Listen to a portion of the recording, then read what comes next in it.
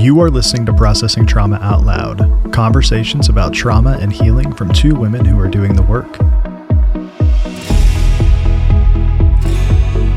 Hey everyone, this is Kandace and Sher with Processing Trauma Out Loud. Last week, Sher and I started a new topic coming out of the series that we did on shame. It's a little connected, but really our hope and our heart was, after processing, was to talk about what happens when we've peeled back those layers of shame and we're starting to remember who we are with a desire to reclaim those gifts, the glory of what it means to shine in your God-created image. And so, Sher, we talked about your story more and the ways that you were cursed as a child and the vows that you made, and now what it's like for you coming up and out of that and reclaiming that sense of being that 20-year-old teacher, 22-year-old teacher who came alive when she was teaching children to move their bodies and to have fun in the activities that they were doing. So if you didn't listen to that, go back, because I think it was a fun episode. I know that we got into some things that we were hoping made sense. So if it didn't, please reach out to us at CandaceSher@gmail.com, because we just love having these discussions, because here's the thing. Healing from trauma is freaking hard work. But I want to say there's light. And there's more love to experience. And there's more aliveness that can come. And it can come from no longer trying to hide, pretend, or to perform for approval or acceptance or to get love, but it comes in purity, like, oh, this is who I am. And whether it's accepted or rejected is kind of irrelevant. It's just, I'm going to connect back to what I'm here for. Yeah, which is what we're made for, and what shame has tried to take out, right? Like, shame tries to take us out in our areas of aliveness and gifting and glory, because shame doesn't like that in the world. and we can feel vulnerable. In our unhealed spaces, we can feel really vulnerable in these places where we feel most alive. And so sometimes as we age, we develop ways and patterns of protecting. But then as we experience healing, it's like we have these aspects of our true self and our alive self that just burst forth. And sometimes we're even a little surprised by that. And it's like, okay, that's who I am, and that's who I want to be more and more. And that's some of the goodness of this journey. That is a lot of hard work, but it is such good work. Yeah. And today we're going to shift a little bit to one of your stories of a time when you were going through some difficult stuff. And you want to just bring us to that place, Kandace? Mm-hmm.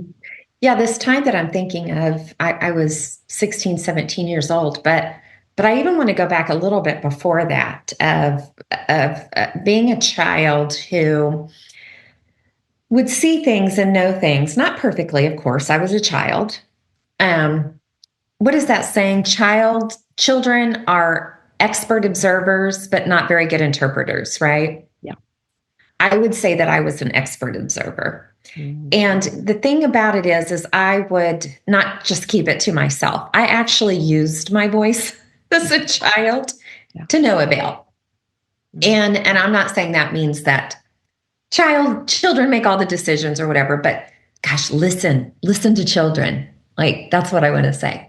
Mm-hmm. And so anyway, I do have some younger stories, and this kind of makes me laugh now. I have a few stories where I had people call me a brat. Okay. And I can look back on that now and say, oh yeah, I'm sure in my foolishness, my childishness, I could be bratty, but I could also be called a brat because I was speaking truth. Yeah. I was calling things out that didn't feel comfortable for the adults around me.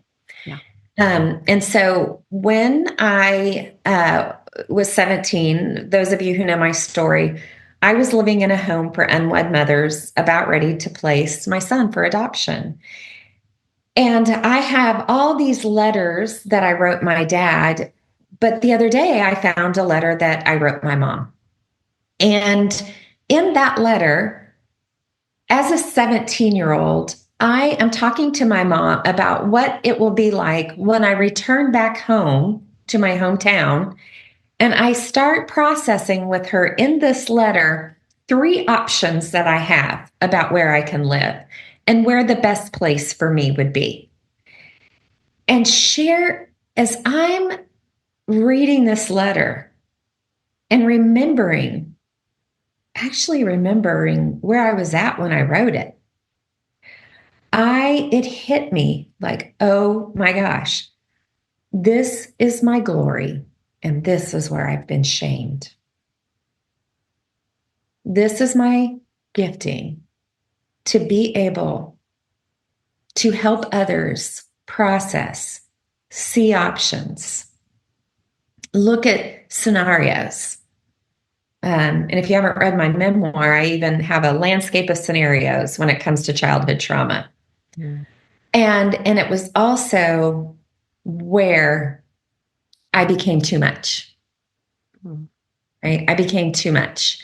And it's where the shame came in of you don't know how to do this. It doesn't matter what you say.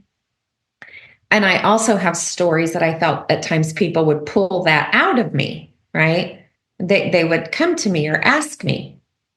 The problem is when we're still living in the shame of it's going to come out sideways. It's not going to come out in the purest form. And so that has been a shit show for me.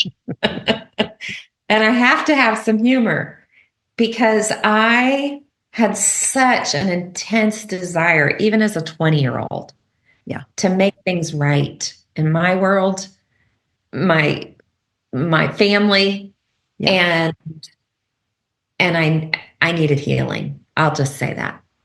Well, yeah, there's so much there, Kandace. And I'm thinking about something that Patria said a couple of weeks ago on our episode when she said she loves the mountains because it is a place where she feels contained. That being in the mountains gives her this sense of containment that like nothing else. And my question for you is, as that really alive and really kind of force of nature person that you are in all the wonderful ways too. But the ways that got you labeled brat, or the ways that got you called in negative and named in negative ways, but actually that force of nature part of who you are, that problem solver, that courageous woman, that woman who would use her voice, like the people in your world couldn't contain you. Mm-hmm. And I'm wondering, where have you found containment? What kind of spaces or places or people offer you containment where you feel like you can be fully alive as who you are, and that you're in a space where that feels safe? Mm-hmm. So the first time somebody leaned in when I felt big, okay, I was feeling the bigness of my emotions, my thoughts, my perspective, my truth, right? The first time someone leaned in instead of away was my coach, Patria. Yeah. I had never experienced that before. Wow.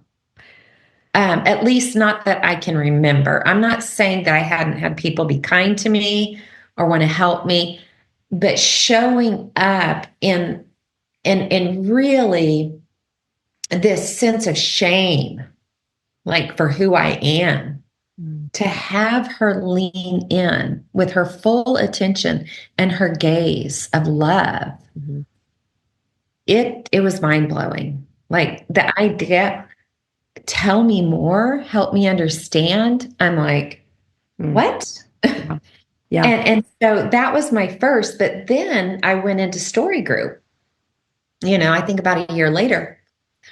And then I had other women doing that, and Mhm. you being one of them. Mm. Um, I've shared this many times, and there's a reason why I keep sharing it because it was life changing and I'll never forget it. But there were times I felt so too much that I would literally cover my eyes Yeah. because I couldn't bear. Yeah. I'd go back to that girl Yeah. that no one could contain. Yeah. And so when I would uncover my eyes and everybody's leaning in and looking at me, I Yeah. was like, okay, I'm experiencing what I've heard my whole life, most of my life, that the kingdom of God is here and now. Mm. That's what comes up for me, Cher.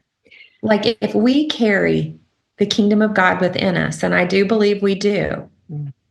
I was experiencing it in a way that I never had before. Yeah. Because not only were we hearing your story, not only were we seeing your shame, but we were saying, bring it. Like, bring the fullness of who you are. We want to see it. We want to see more.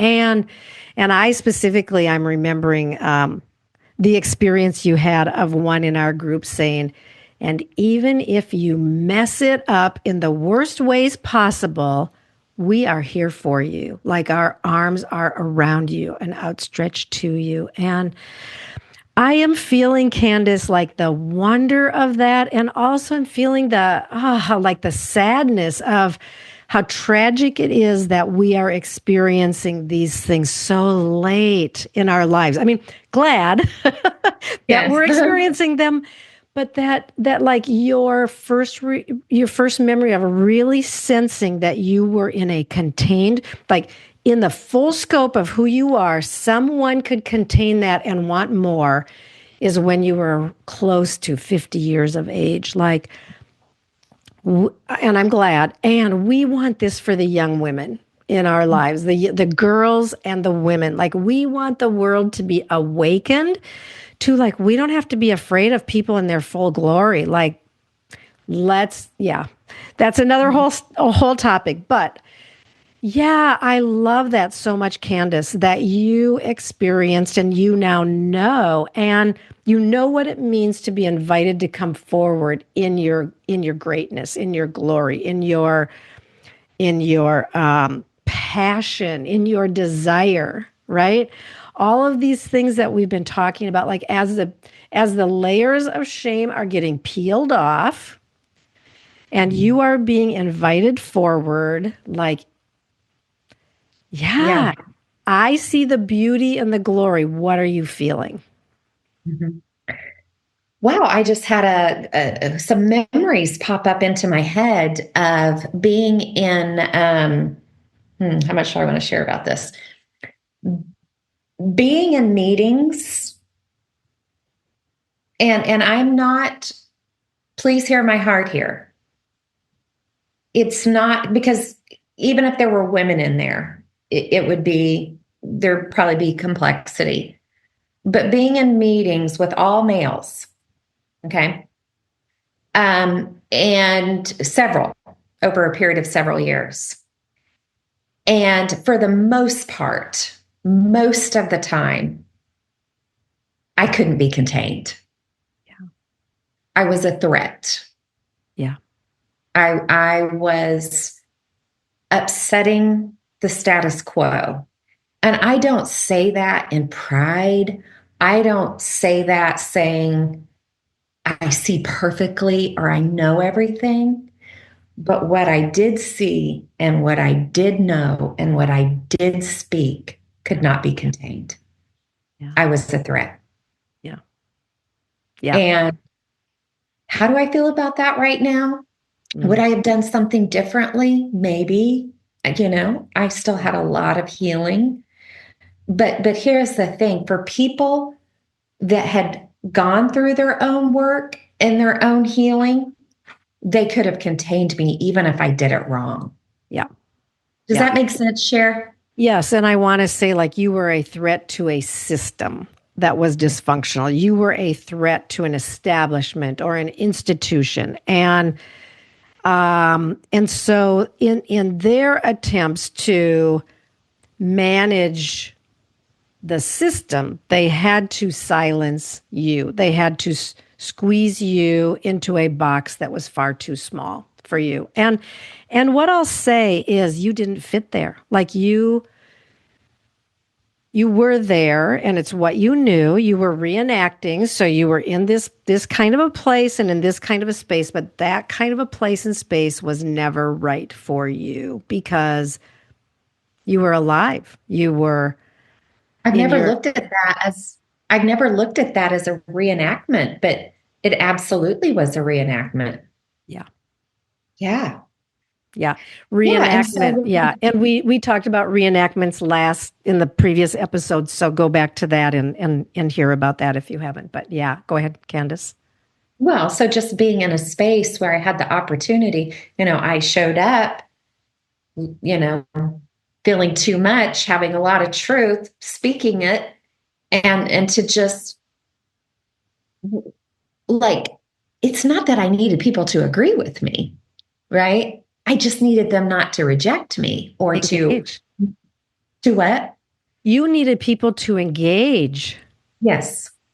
to say, "Hey, I hear you. I'm not sure I agree with you, but tell me more. What are you seeing? What are you talking about here? This doesn't feel true." Or, I'm intrigued, right? But instead, it was this perception that you were threatening the system. Mhm.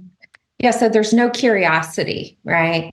And that's the difference. Like people kind of don't understand why curiosity is the doorway. Yeah, Because if I don't have curiosity, I'm assuming that I know everything.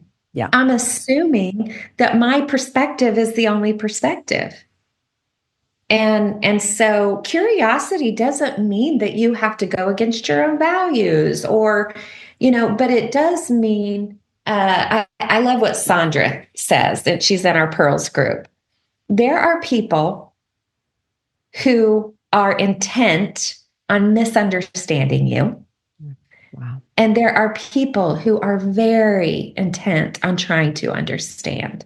yeah, Cher, you and I have chosen to make our closest communities on people who truly seek understanding. yeah. Right. I have no interest anymore in surrounding myself with those who are stuck in systems of shame. We'll come back to that are stuck in systems of shame that require controlling and managing people in ways contrary to calling people up into their expansiveness. I want to say shame and pride. Now, Mm. I do believe that underneath pride, there is shame, but it is this, pride does not allow us to be curious about somebody else's story, somebody else's perspective. And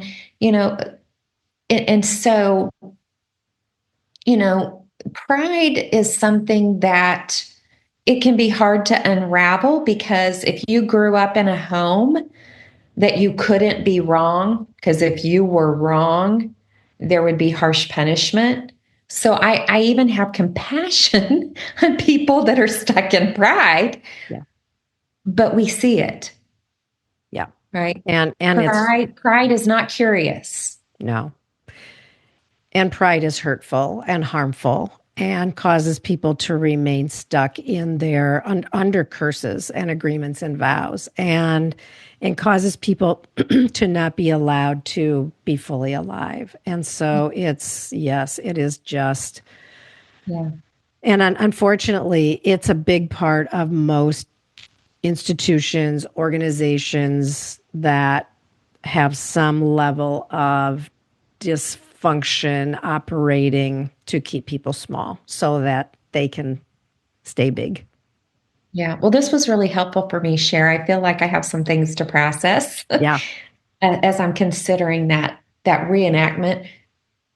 Not really to go back so much there, but to notice for today, Yeah. like, what else am I going to be drawn in to reenact, and how can I notice that, and how can I choose differently? Mm. But yeah, and just I want to say it. You have been one of those people that we've had to work things out at times, Mhm. but this idea that I don't have to think, oh, I'm too much for Cher. Yeah. You're one of those people. Tell me more. Yeah. Yeah. Mm. And I love this. We've talked many times about how we're on the opposite end of the spectrum in many ways. And yet instead of it causing us to move towards self-protection, it has invited us into curiosity about ourselves and discovery, because we have so much love in this place and in this space. Oh, okay. Kandace popped off here. I think we've had a little bit of a glitchy system. So I'm going to go ahead and close out the episode. And yeah, such a great conversation with Kandace about what it means to begin to expand and become more and more fully alive. So thanks for being with us today. And Kandace, I know you'll see this. I love you so much, friend.